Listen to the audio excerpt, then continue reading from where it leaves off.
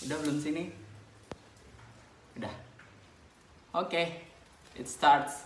Hi everyone, halo semua, welcome to my YouTube channel. Kalau yang belum tahu aku, namaku Vicky. Kalau yang kenal lewat sosial media bisa dicek, ada namanya Kiwa. Kiwa itu singkatan dari Vicky Wahyudi. Kali ini aku mau bikin bukan cerita sih, pengalaman. Mau sharing pengalaman tentang backpacker. Karena sesuai yang aku mention di YouTube description, profil YouTube, aku itu adalah backpacker and hospitality. Jadi kemungkinan isi videonya, aduh apa sih nih? Maaf ya guys, itu kucingku lagi batuk-batuk. Kemungkinan isinya tentang traveling sama tentang kerjaan di hospitality. Tapi kayaknya aku mau kasih share dulu pengalaman pertama aku memutuskan untuk kenapa memilih backpacker itu ya. Nah, jadi pertama 2011 itu bekerja di salah satu hotel di Padang waktu itu karena kerjaannya berhubungan tentang traveling, hospitality. Jadi ngelihat orang gere-gere koper, dorong-dorong koper itu kayaknya seru gitu ya. Dia pindah kota, ke kota yang lain, ke Jakarta atau kemana. Jadi pengen aja pas kita ngelayanin tamu waktu dia check in. Waktu itu aku jadi resepsionis di hotel ya. Jadi ngelayanin mereka check in rasanya pengen juga dorong-dorong koper. Tapi pikirannya waktu itu bukan koper, yang aku lihat adalah backpack gitu, tas punggung. Jadi aku memikirkan, wow, kalau aku pergi ke luar negeri, entah kenapa waktu itu luar negeri yang kupikirkan karena waktu itu Padang itu dekatnya adalah direct flightnya Malaysia sama terdekatnya Singapura lewat Batam itu. Nah, jadi waktu kerja 2011 itu nggak ada planning apa-apa, cuman hanya nabung aja, ya. Jadi terbersit lah waktu itu tahun 2012. Nah, ada penerbangan mau buka waktu itu dari Padang Batam untuk pertama kalinya, dan harga pertama yang mereka buka adalah dengan harga 99.000. Nah, kalau zaman 2012 teman-teman mungkin kenal nama maskapainya apa, kalau yang tahu itu maskapainya. Jadi karena promo, nah jadi backpacker itu identik dengan tiket promo, belinya jauh-jauh hari, terus begadang pemesanannya itu biasanya tengah malam. Karena resepsionis kerjanya pagi, siang, sore, dan malam gitu, shiftnya pagi, shift siang, sama shift malam. Jadi dapatlah waktu itu shift malam ya. Shift malam waktu itu jam 11 sampai jam 7 pagi. Jadi standby di resepsionis. Nah, waktu itu cuman hanya ngobrol-ngobrol sama teman kerja. Ada tiket 99.000 kalau nggak salah ya waktu itu ya, 2012 aku lupa. Mungkin kurang lebih ada tiket 99.000, mau nggak kita ke Batam tapi nantinya ke Singapura gitu. Karena ini periode pembeliannya cuma sebentar, kalau nggak salah itu cuma 3 atau 4 hari gitu ya, mungkin mengisi slot bangku pesawat di tahun 2012 itu. Jadi misalnya ada 200 kursi, cuman hanya dia kasih allotment atau ketersediaan cuman hanya dengan harga 99.000 itu, mungkin let's say cuma hanya 30 atau 40 kursi ya, tergantung dari pemegang e-commerce-nya ya, extranetnya kalau anak-anak hotel namanya, pemegang misalnya hari ini dikasih allotment untuk harga 99.000 cuma 5 kursi aja. Nah, jadi kurang lebih seperti itu. Jadi aku bilang sama teman kantor, nah kalau kalian nonton itu aku pergi berempat. Itu ada anak sales namanya waktu aku menjadi resepsionis, namanya Cecen. Nah, kalau dia nonton, dia adalah pionirnya backpacker aku dari 2012. Dialah orangnya yang membukakan pintu pikiranku, akhirnya aku, oh ternyata backpacker tuh seperti ini. Maksudnya di luar negeri itu seperti ini gitu. Waktu itu aku masih mindednya ke luar negeri ya, maklum lah kita orang lokal. Karena pikirannya waktu itu tiket ke Jakarta itu mahal banget. Terus tiket ke Indonesia Timur tuh mahal banget, tiket ke Bali tuh mahal banget 2011, which is kerja masih jadi resepsionis itu ya, masih nabung, masih pertama kali kerja lah. Jadi Cece lah pertama kali yang mencetuskan. Aku cuma bilang waktu Cece nongkrong di lobby, Cen ada tiket promo dari maskapai ini, kau mau pergi nggak? Ayolah, cuma 99.000, apalah itu ya. Itu gaya ngomongnya Cece waktu itu ya, karena dia sales jadi ngerasa itulah.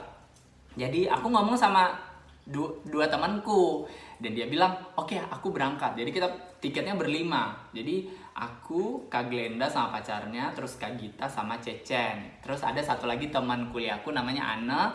Jadi aku share sama Ana, terus Ana mau ikutan gitu, mau join, cuma hanya 99.000. Kayaknya itu tuh nothing tulus, kalau misalnya berangkat yang monggo, kalau nggak jadi juga nggak apa-apa gitu. Konsepnya seperti itu awalnya. Jadi kita beli aja dulu. Kita perginya kalau nggak salah itu 3 hari sebelum Natal 2012 Desember tanggal 22 kalau nggak salah. Jadi setelah dibeli tiketnya, jadi guys, dengan harga 99.000, saking excitednya waktu itu, saking menyenangkannya, jadi dipamer lah kemana-mana tiket itu. Ya lah, pertama kali dalam hidup dapat tiket harga 99.000. Wow, can you imagine kalau kita pergi naik bus aja harganya nggak segitu, atau naik kereta aja harganya nggak segitu gitu ya. Terus waktu itu yang berangkat itu finally cuman hanya yang akhirnya yang cuma berangkat karena Kak Glenda sama pacarnya nggak jadi berangkat. Jadi dia kasih tiketnya.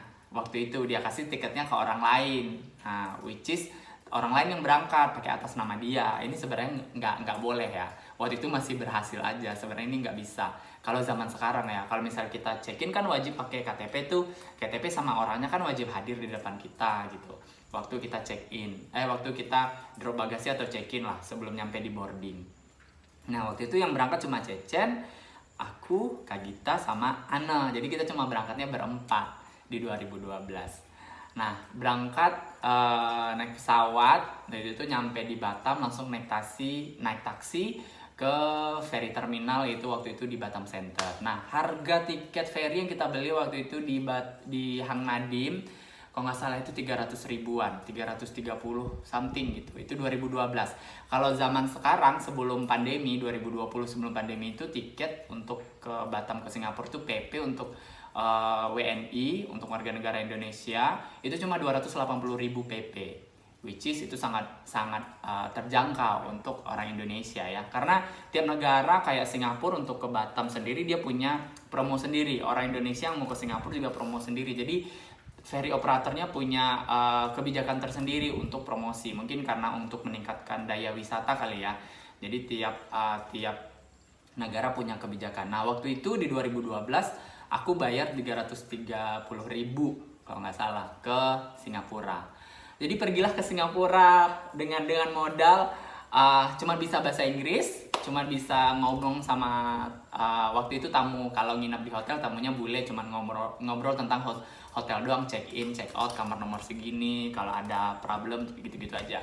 Nggak pernah ngobrol secara nanya jalan gimana, terus mau kesini gimana, terus Google Map waktu itu 2012 belum se-happening sekarang. Jadi kami bermodal Google Maps-nya pakai kertas gitu. Ini di mana.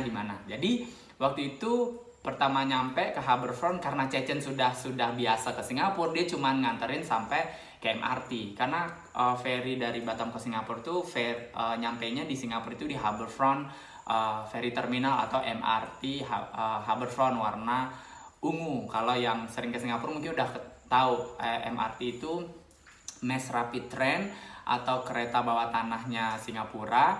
Ada beberapa jalur-jalur kayak warna hijau itu ke Changi Airport, ada warna ungu Harbourfront, macam-macam. Ada warna apa lagi ya? Warna merah kalau mau ke Johor Bahru itu juga bisa. Ada macam-macam warnanya yang aku ingat. Nanti aku cek di internet. Ya, aku masukin di gambar ini, di video ini. Jadi pertama kali nyampe itu kita udah booking hotel waktu itu pakai Agoda kalau nggak salah.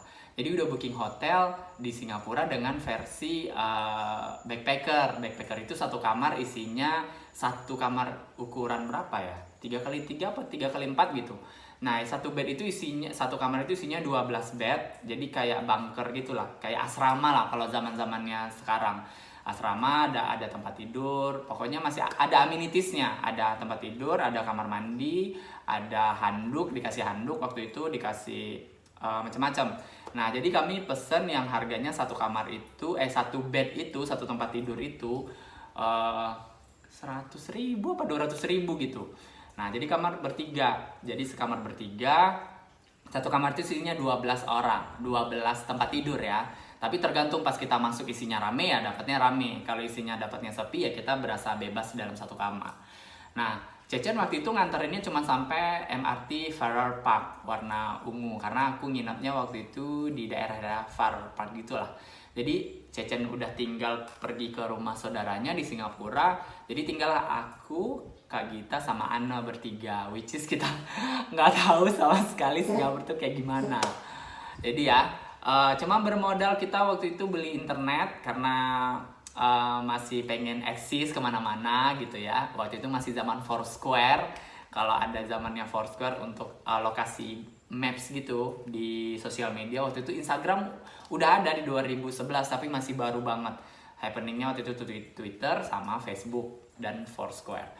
Jadi beli paket, jadi ngeceknya itu waktu itu belum ada Google, ambil map di ferry terminal Harbourfront, terus kita naik MRT-nya udah ada mapnya di setiap pintu MRT itu ada map, jadi kita tinggal cek aja ini MRT dekatnya termana, paling jauh kemana. Jadi waktu aku pesen di Agoda memang ada petunjuk hotelnya di sini, alamatnya di sini. Jadi kita lihat di pajangan MRT waktu itu alamatnya di sini. Oh, yang terdekat waktu itu Farrer Park.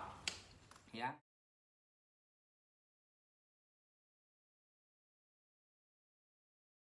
Berhenti di sana, Citen cuma nganterin, nggak dianterin sih, maksudnya say hi sampai Farrer Park MRT, dia lanjut, kita keluar pintu MRT, ternyata MRT itu banyak pintunya, pintu keluarnya, ada A, B, C, D, kalau nggak salah, pokoknya tiap pintu itu pertama masuk mall, keluarnya di mall, tiganya itu tempat area umum, ya. Jadi kita keluarlah, waktu itu udah sore-sore kalau nggak salah, ya.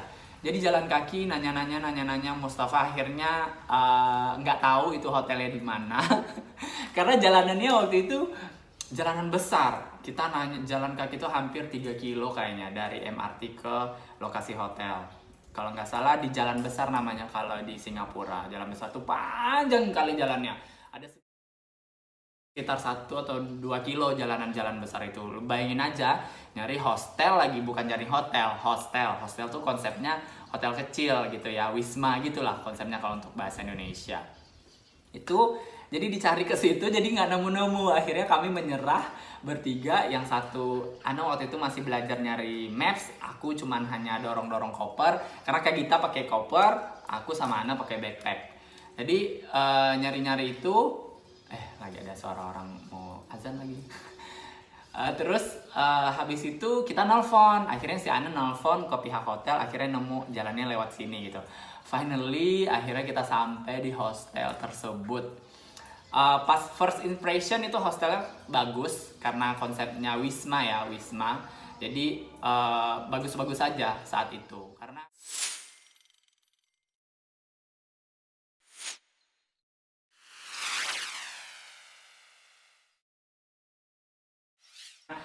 bersih, tempatnya dekat dari mana-mana, ternyata dekat, ya tinggal jalan sebentar lah buat nyampe ke MRT buat naik kereta kalau kita mau kemana-mana.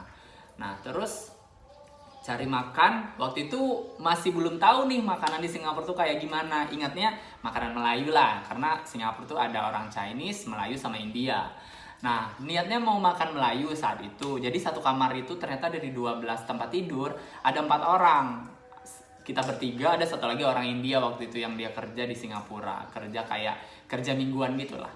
Nah di sana aku ditawarin sama makanan India, nasi biryani waktu itu. Jadi aku karena orang hotel, kesannya ya positive thinking aja, kayak enaknya ngobrol sama orang-orang asing itu ya kita ngobrol biasa, dia dari mana, kerjaannya apa, terus kesini ngapain. Nah kayak gitu juga aku ngomongnya sama orang India ini, aku lupa namanya siapa.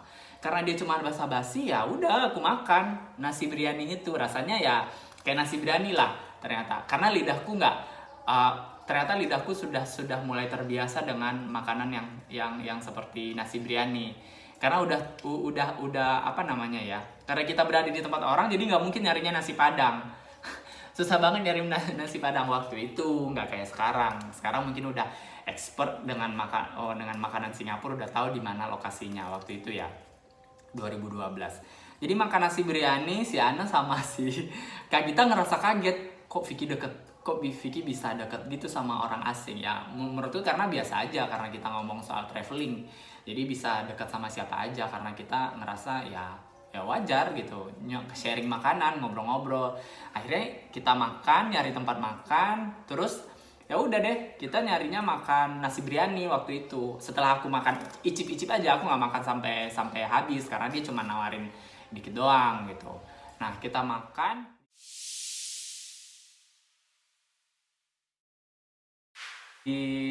di hawker center, namanya, di food court gitu lah.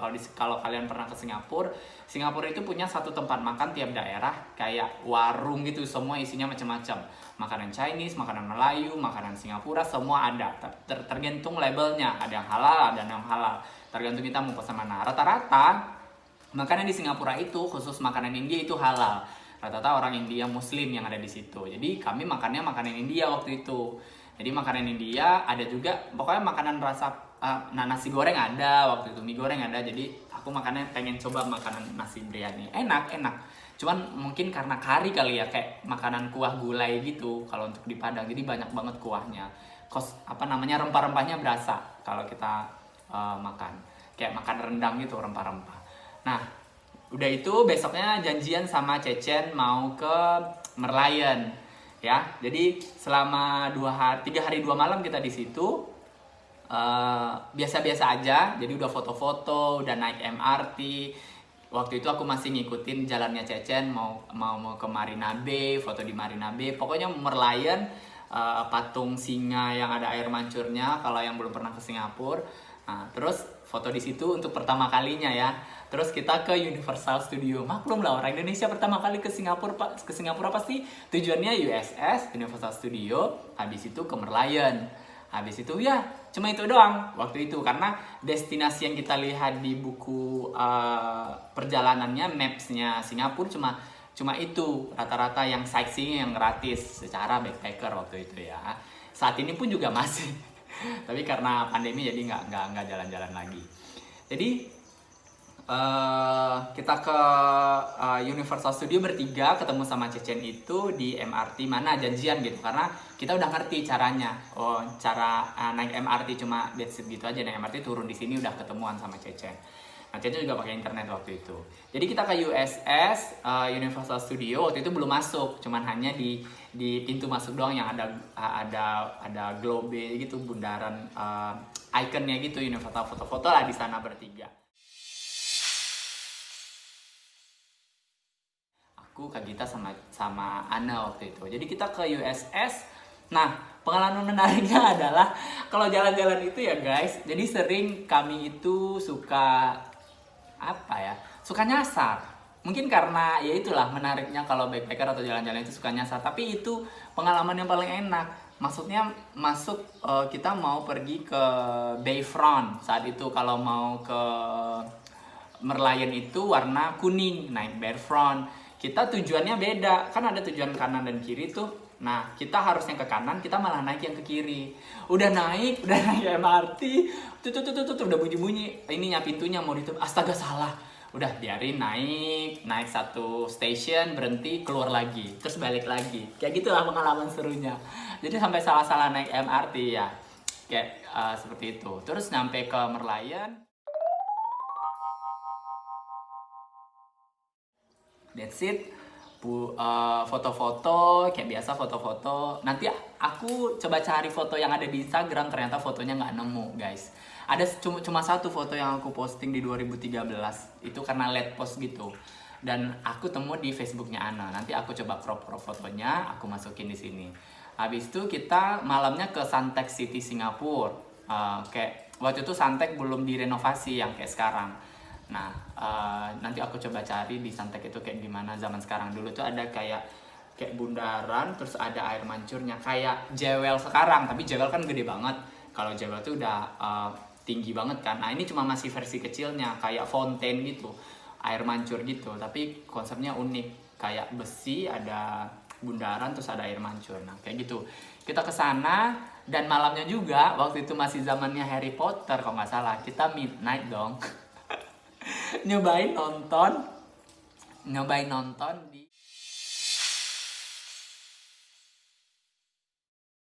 Mana namanya, di Bugis, karena rata-rata orang Singapura itu suka ke Bugis karena itu tempat pusat oleh-oleh. Emang banyak banget Bugis itu, karena mungkin dulunya Bugis itu etniknya Makassar, aku nggak tahu sejarahnya gimana, mungkin namanya Bugis itu di situ. Jadi orang Makassar merantau ke sana, jadi namanya Bugis. Jadi di Bugis itu ada mall, jadi kami nonton midnight, nonton Harry Potter di 2012, saat itu ada film Harry Potter. Harganya lupa, kalau nggak salah $9, sekitar 90-100 ribuan gitu harganya. Kayak songong gitu nonton midnight. Nggak kepikiran nanti pulangnya gimana. Karena waktu itu cuma naik MRT, that's it, pulang gitu. Apa? Tar. Oke, nih, ntar guys, ini ada kucingku. Nih, dia heboh aja. Aku mau ambil video dulu ya. Oke? Apa? Ya.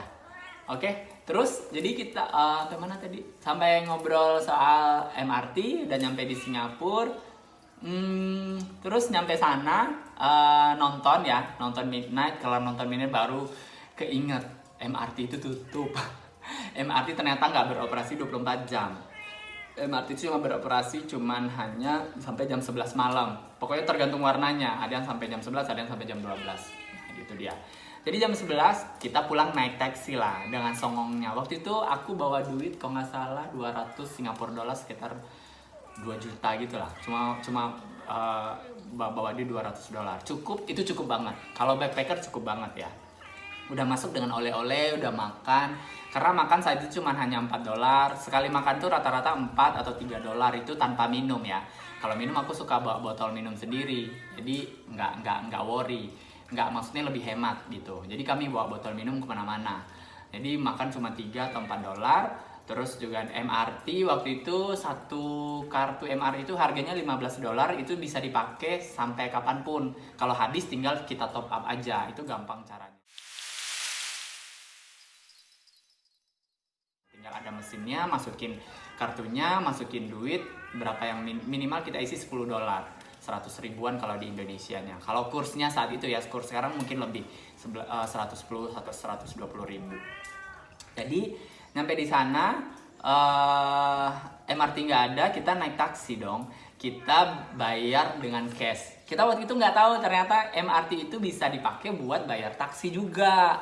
Itu jadi kita bayar cash lah, dan saking songongnya. Padahal bisa pakai kartu MRT itu ya, zaman sekarang udah ngerti lah. Nah waktu itu, jadi kita bayarnya pakai taksi. Kalau nggak salah pulang jam 2 apa jam 3 gitu, udah nyampe ke hostel, tidur. Kayak gitu, that's it. Besok paginya aku sarapannya itu sarapan ala backpacker guys. Ada sereal, terus susu, kayak gitu doang, sama roti. Jadi kita dikasih sarapan cuma itu aja. Yang kayak sarapan berat itu nggak ada. Kayak nasi goreng gitu-gitu nggak ada. Ya apa yang kamu harapkan dari kamu nginap dengan bayar 100 ribu, terus dapat sarapan dikasih handuk lagi ya. Kayak gitu konsepnya backpacker. Kalau hotel mewah ya lebih mahal lagi. Bintang 3 rata-rata waktu itu 1 juta satu kamar. Jadi kita sarapan di situ. Kita nunggu apa ya, waktu itu karena kecapean jalan kaki ya, karena di Singapura itu orang lebih suka jalan kaki sama naik public transportation, naik bus atau naik MRT. Waktu itu aku masih mindsetnya naik MRT karena belum ngerti cara baca naik bus gitu. Nah naik MRT kemana-mana, jadi lebih gempor kaki ini berjalan kaki. Bayangin 3 atau 4 kilo atau 5 kilo total kita berjalan di satu hari gitu ya, kemana-mana. Karena dari turun MRT ke keluar itu jalan kakinya cukup jauh, apalagi rame banget waktu itu. Nah, jadi kita sambil istirahat aku nonton film lah, karena di hostelnya ada film The Beach yang diperankan oleh Leonardo DiCaprio. Itu pertama kali momen dimana aku punya mimpi pengen backpackeran. Ya, selain diajak sama Cecen, cuman hanya tiket murah. Jadi film itu tentang menganalogikan settingannya tempatnya di Phuket, Thailand. Itu keren banget pantainya. Mungkin waktu itu karena biayanya ke Bali itu mahal, jadi pikiranku cuma ke Phuket. Phuket itu murah, nanti berangkatnya dari Padang ke Kuala Lumpur, and berangkat lagi dari Kuala Lumpur ke Phuket, Thailand. Karena pikirannya saat itu seperti itu. Gitu. Jadi suatu saat aku mau ke Phuket. Itu aja, aku mau ke Phuket. Gimana pun caranya aku mau ke Phuket. Waktu itu ya. nggak tahu mau perginya sama siapa, karena aku ngerasa kemampuan bahasa Inggrisku cukup bagus saat itu. Ya standar lah, ngobrol sama orang bisa ngerti each other. Walaupun kadang-kadang kalau terlalu kompleks, karena ngobrol sehari-hari obrolannya nggak gitu berat kayak ngobrolin tentang kerjaan dan bla bla bla. Jadi standar aja. Jadi di sana lah pertama kali aku memikirkan aku mau berangkat ke Phuket, tapi belum tahu kapan. Di 2012 itu belum ketemu ininya, belum ketemu tanggalnya, belum ketemu tiketnya. Waktu itu belum dapat tiket promo, otaknya cuma promo. Karena aku kerja di perhotelan 24 jam shift malam, jadi itu waktu terbaik untuk waktu terbaik untuk membeli tiket. Gitu dia guys. Oke, nah udah azan, kayaknya kita percepat aja. Aku mau sholat zuhur juga. Akhirnya kita pulang. Balik lagi ke naik ferry ke Batam, and then naik taksi nyampe ke bandara. Dari Hang Nadim langsung nyampe Batam. Udah, itu aja. Jadi dari situ awalnya aku pengen ke backpacker. Jadi tips yang pengen aku kasih ke kalian adalah, pertama, cari tiket murah sejauh mungkin. Semurah mungkin, sejauh, jangan perginya besok atau 5 hari lagi kalian beli sekarang, itu nggak akan dapat. Biasanya airlines penerbangan itu kasih tiket promo 1 tahun sebelum berangkat atau 8 bulan sebelum berangkat.